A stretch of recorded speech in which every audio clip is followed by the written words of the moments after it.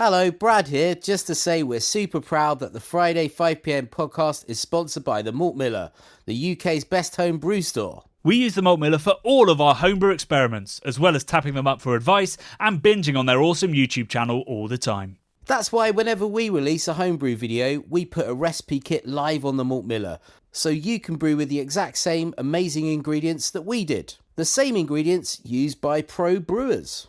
So alongside the Malt Miller's nitro-flushed hops, cold-stored yeast and milled-to-order malts, you can pick up recipe kits for our 5 Points Best Bitter, Russian River West Coast IPA, and now the fastest beer in the world, a hazy session IPA that goes from grain to glass in less than 48 hours.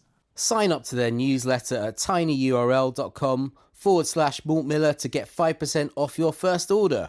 With the Malt Miller's amazing customer service and Johnny's 48-hour recipe, you could order the ingredients on a Monday and be drinking the beer by the weekend. Speaking of which, it's Friday. It's 5pm. So enjoy this week's Friday 5pm podcast.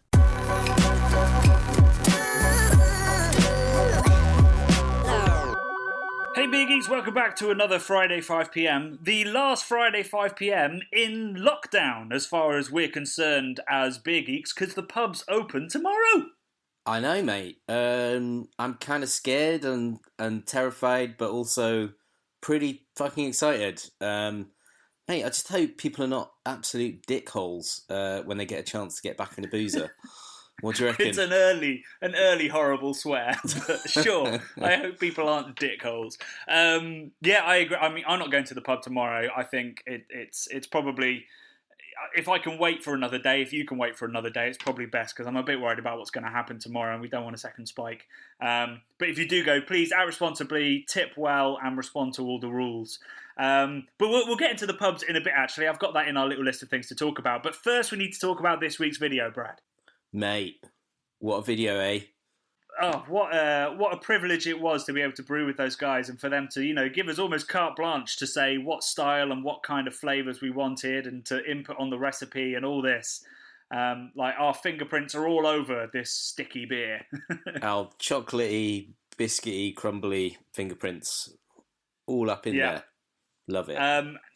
Yeah, it was a really great video, and to be sat on that. Because we filmed that at the start of March. To be sat on that for so long was kind of frustrating, and it sat in tank for longer than we intended, obviously, because everyone was furloughed at Glen Affric Brewery until very recently. So we've been waiting to release that for a long old time, and it was very exciting to finally put it out there and to have produced a video, which we've taken your feedback on board, is, don't do a brewing video if you don't taste it at the end. So we made sure that we didn't send that video live until we could tell you, yes, it worked, or no, it didn't.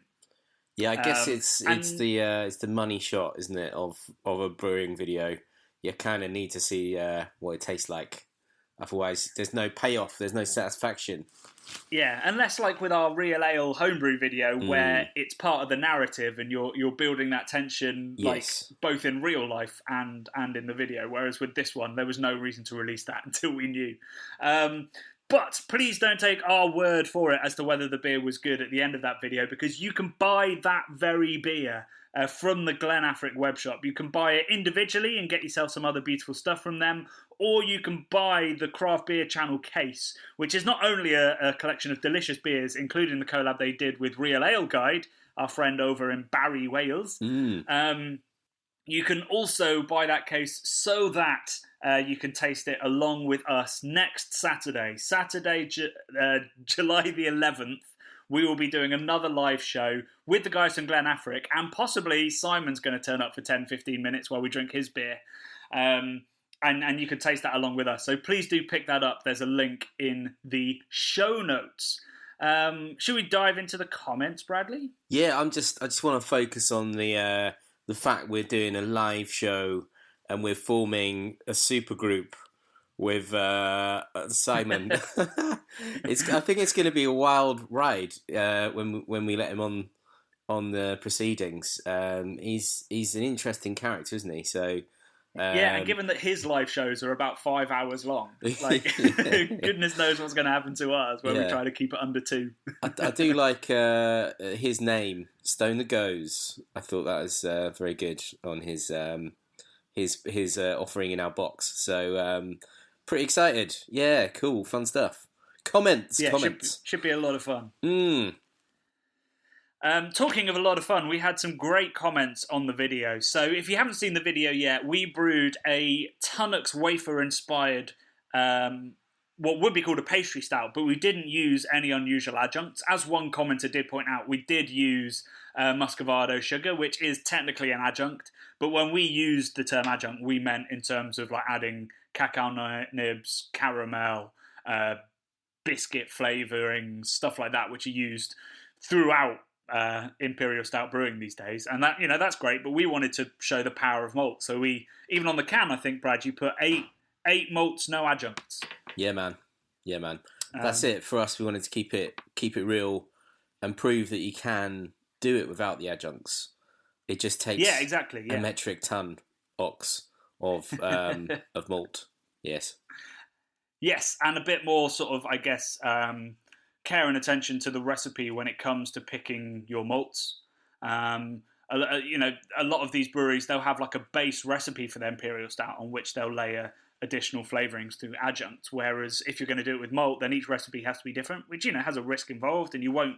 I'm going to tell you straight now, it's not going to taste like a Tunnock's wafer exactly, but what it's going to have is those notes. It's going to have notes of caramel, notes of wafer, notes of milk chocolate and stuff like that, which recreate it in liquid form.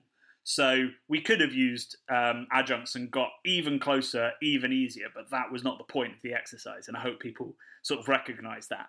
And I think everybody will get it when they taste it, and they've certainly got it in the comments. I think on Twitter it's gone a bit wild. I wouldn't say viral, but much bigger than our usual tweets, and I think there are a lot of people buying this can thinking it's going to taste... thinking it's not going to taste like beer. It definitely tastes like beer, and that's the point. Yeah. We wanted it to.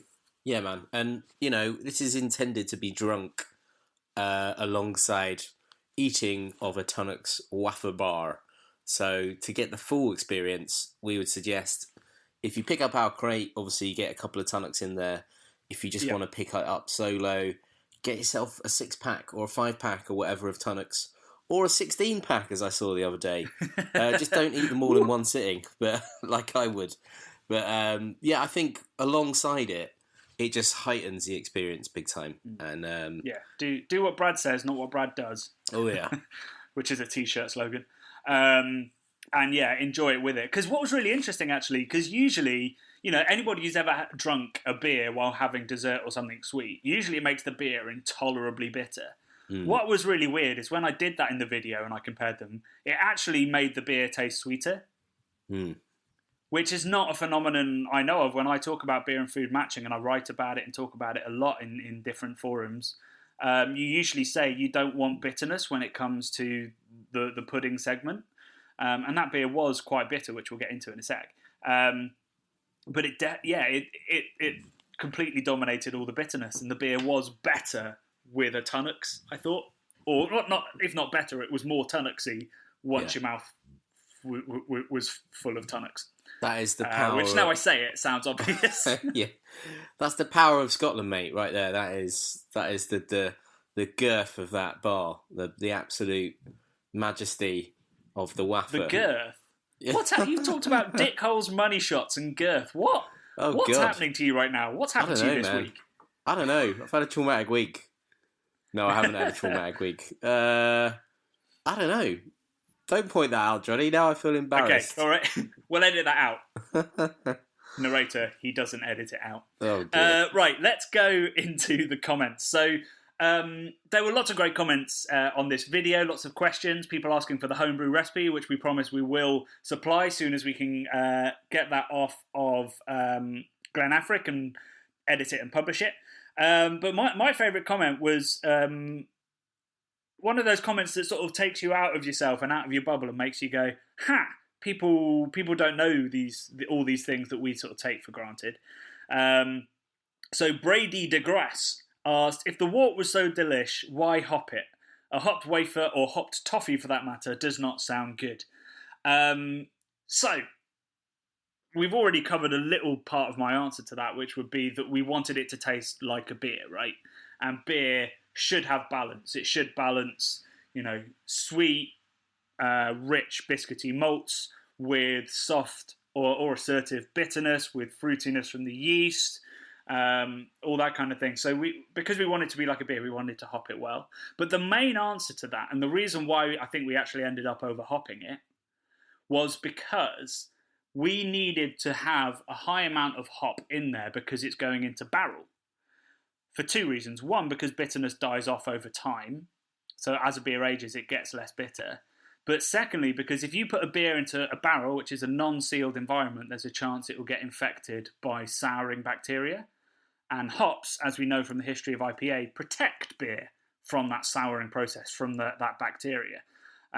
It's a preservative, basically, the acids in hops. So we had to hop it higher than we probably normally would because we knew that half of it was going into barrel. So Brady digressed. Those are two reasons. One, for balance, and two, to make sure that it came out of those barrels unsour. Because a sour caramel wafer would be a sad thing indeed, whereas a little hint of bitterness, there's bitterness in darker chocolate. Like, that's not the most unusual flavour combination. Yeah, man. Talking of barrel, Terry Hodgkin said, would you add this to your beer stash? So going back to barrels, Johnny, Terry Hodgkins had a question. Would you add this to your beer stash? Yeah, that's a great question. Yeah, I think it would age well because it hasn't got any adjuncts in it, which we know that fake adjuncts, the flavours die off. Whereas this malt bill is just going to really really age well, and it's gonna last, isn't it, Johnny? It's going to develop. It's going to get more complicated. Yeah, for sure. And that it was a recipe that was designed to be aged because it's going into barrel for a year. So yeah, adjuncts don't tend to age well because they're heavily processed and they're designed to be used in products that don't have long dates on them. You shouldn't really age any beer that has a processed adjunct in it for more than a year. And then, like, these unprocessed adjuncts, like coffee, you should never, ever age a coffee beer. Why would you age a coffee bean? Why would you age a coffee flavour? Coffee is designed to be made super fresh, drunk immediately, and then you move on. So by just using malts, we've given this beer the maximum length of time it could probably have had. And that was on purpose, A, because we didn't want to brew a pastry stout, and B, because we knew it was going into barrel, so we had to brew something that was only going to get better, not start to lose those initial flavours. So we'd 100% put this in our beer stash. If we'd made it with cacao nibs, caramel, and some kind of biscuit distillate, we'd say 100% don't drink it fresh. And we've seen Imperial Stouts. Do you remember Cycle, the beers that we had? They said, drink fresh, don't age, as if it was an IPA. Yeah. And I think that's probably down to the ingredients that they've used, which they don't think will age particularly nicely. No, and that does throw up a kind of interesting thing about adjuncts and all the rest of it. That it can be really hypey and it can be a lot of fun, but it is a little bit like fast food, isn't it? It's a bit of a sugary kind of pastry stout kind of fix that it might satisfy you immediately, but you wouldn't stick it in your deep dark drawer for a while because it's just going to go. Meh, because it's kind of got a lot of stuff that isn't real in it. Yeah, exactly. I tested that with a so there was the barrel aged edition of Yellow Belly. I think it's called Yellow Belly Sunday. So it had more vanilla in. It was aged in bourbon barrels with more vanilla in, and I left that probably for 18 months to 2 years. I finally cracked it and was very excited. And it was horrific. Oh.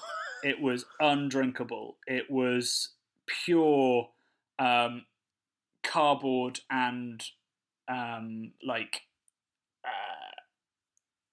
just cardboard. It was the way that these less natural flavours had aged had just turned it into chocolate when you leave it in the heat. And all the fats separate from the solids, and it goes that sort of weird grey colour. And then you taste it, and it tastes just musty and of nothing.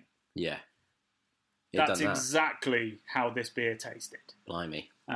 So yeah, do not age adjunct-heavy beers. If it's fresh fruit, that's fine, you can age that, although I prefer them fresh when they're jammy. But they will, they'll lose freshness and add complexity, but you will not gain complexity from aging these non-natural adjuncts. And I think with fruits, coffees, cacao nibs, that kind of stuff, I think you generally lose what's vital to those ingredients, which is that fresh, full flavour generally. Yeah, man. Talking of adjuncts and whatnot, I can't find the comment now, but someone had suggested that we might make a Tunnock's tea cake flavour beer, which is also another favourite of mine. I bloody love a Tunnock's tea cake. Now, I don't know how the heck you wouldn't... How could you do that without adjuncts? Because it's marshmallow... See, I can't even think what is the flavour of marshmallow? Well, that's a good question. It's like a sort of creamy, sugary... It's pillow flavour. It's pillow flavour, Johnny. But, I mean, it must have... Because it doesn't just taste of sugar. It's got a weird kind of floral flavour thing. Like, is it a tiny touch of rose water or something? I don't know. Really? I don't know if I get like a rose... I don't know.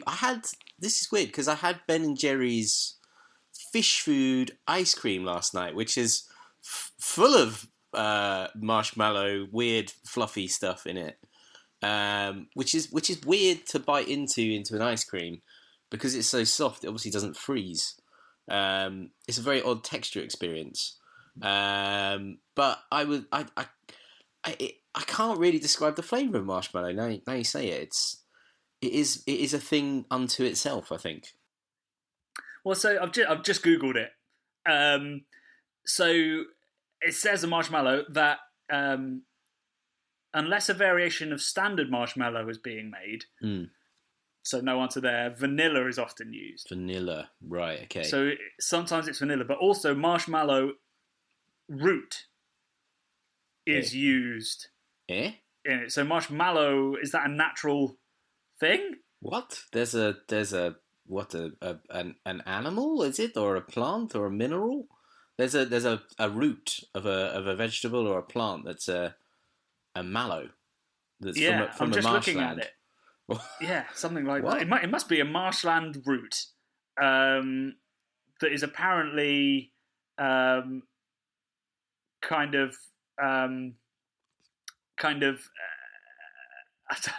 translate these mad things. Pepperminty, apparently. It's got honey? A pale pink flower, which is quite nice. Oh no, well maybe they're added. I have no idea. Basically, Google doesn't seem to know. Mate, my mind is blown. What the hell? I thought it was a totally man-made thing.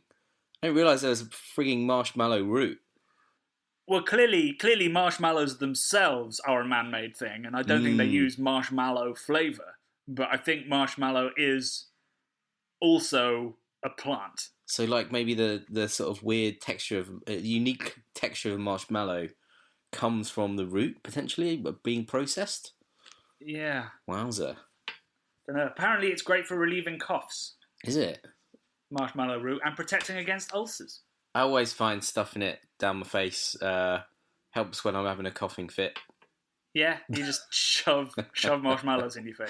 I think that's more likely to cause a coughing fit than it is to cure one. It's making this is just telling me on all sorts of tangents, but I'm thinking back to New England now when we were eating whoopie pies in that lobster place, the High Rollers, which was awesome. Love a whoopie pie now. Whoopie pie, they're good. I wonder if we could make a beery whoopie pie. Oh, I bet that's been done. I bet there's some whoopie pie beers for sure.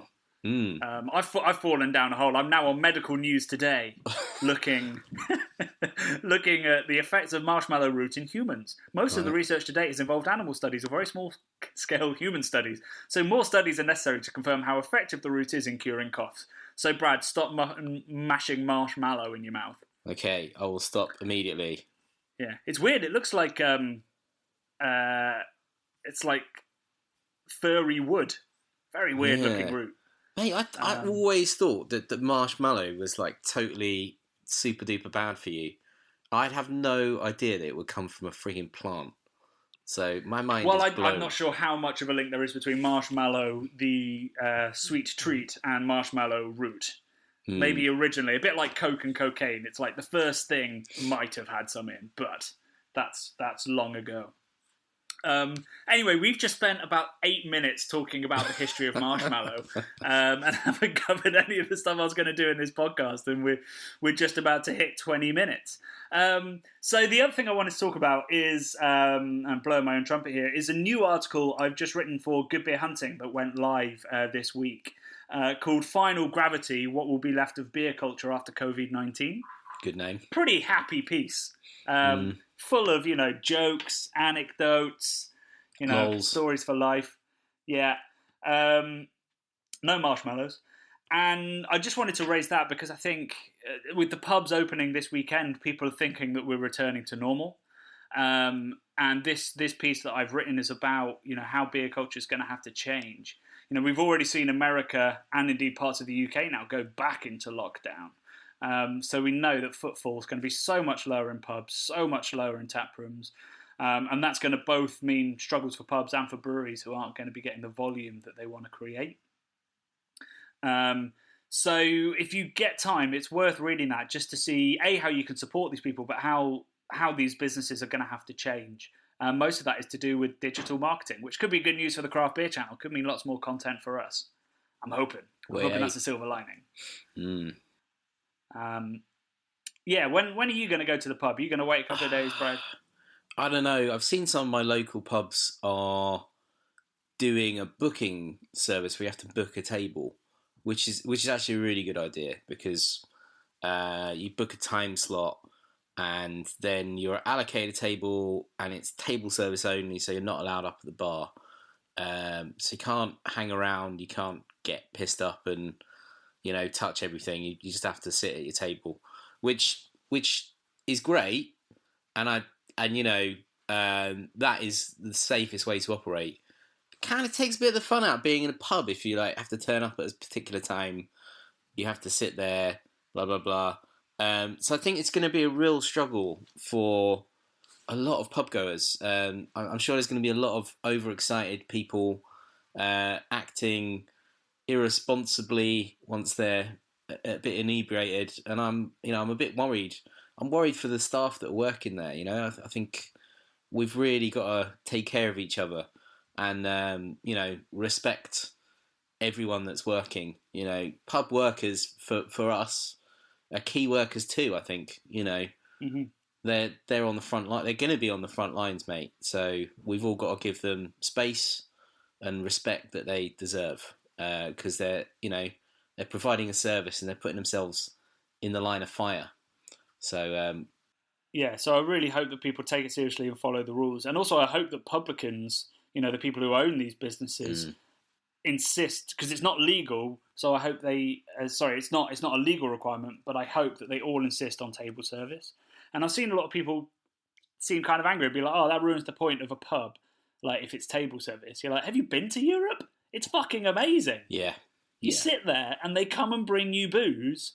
Like, I much prefer, if I'm honest, that culture where the pubs are nowhere near as busy. You don't have to wait forever to get a drink. Mm-hmm. And you can sit there and enjoy yourself and the booze is brought to you. Like, what's not to like about that? Yeah. So I'm looking forward to a bit of that. Obviously I hope the pubs go to normal because sadly, with the amount of duty that breweries have to pay that's put onto the pricing of the beer, with the amount of business rates that pubs have to pay, the tiny margins, that's not sustainable long term. So I hope it does go back to normal. But I'm kind of relishing a couple of months of, I just sit here and you bring me beer? I think, thinking about what you've just said there, and the European sort of table service and that culture, the kind of ultimate sort of boozer to head to post-lockdown, that's probably set up for this kind of thing already is like a beer hall, a German style beer hall, because or Lowlander, like those Belgian style bars that already do it. Or like maybe Howling Hops, because they got the big tables. I can imagine them being able to socially distance those and operate a pretty good table service. So I guess it's just going to really change the sort of layouts and the whole kind of way that the mechanics of a pub work. We're gonna want to be social, but we have to be socially distanced. So it's going to be, you know, a weird one for everyone finding their feet again back in the pub. So interesting times, but kind of I'm a little bit scared. I really enjoyed. I saw on Twitter. I can't remember who wrote it, or maybe it was on a website, about how we need to remove the sort of the stigma of social distancing and call it physical distancing, because you know, when we go to these pubs, we will be able to hang out with our friends, and we will be able to interact with bar staff. It just won't be happening at the same time, and it will happen at a small distance. So calling it social distancing makes it sound much more honest, when really what it means is you've got to stay 2 meters away from people you're not there with. Which I think, given everything that's happened, given the horrible consequences, the death, the endless redundancies that are just starting to be announced within the beer world. I've already seen, you know, I've got a lot of friends in the beer world, and lots of people at breweries who I know have already been made redundant. The very least we could fucking do is stay 2 meters apart and suffer the indignity of being brought our beer. Which, yeah, I just don't get how people dislike that, given everything that's happened. I'm like, that's friggin' sweet. Belgian cafe culture has come to the UK for a couple of months, and I'm quite relishing it. And I'll be going maybe not this weekend, but next weekend, once we know who's doing it responsibly, and we know that it's not going to cause a second spike. Yeah, man, that's it. I think we've all got to be responsible, and, you know, be part of the solution, not add to the problem. So if you're listening out there, folks, don't act like absolute wallies, and don't be a dickhole. That's it. Don't be a dickhole. That's what I was going to say. Then I thought, that's a lot of dickholes. So yeah, man. Right. Well, guys, I hope if you're headed to the pub, you have a wonderful and physically distant time. I hope you enjoyed this week's video, and please pick up that case and join us on the 11th for what should be quite a wild live show a week on Saturday the 11th. And do check out the article I wrote for Good Beer Hunting, all about where beer culture is headed over the next couple of decades. So all that's left to say is have fun tomorrow, stay safe, and we will see you guys next Wednesday for some more edited nonsense. Bye-bye.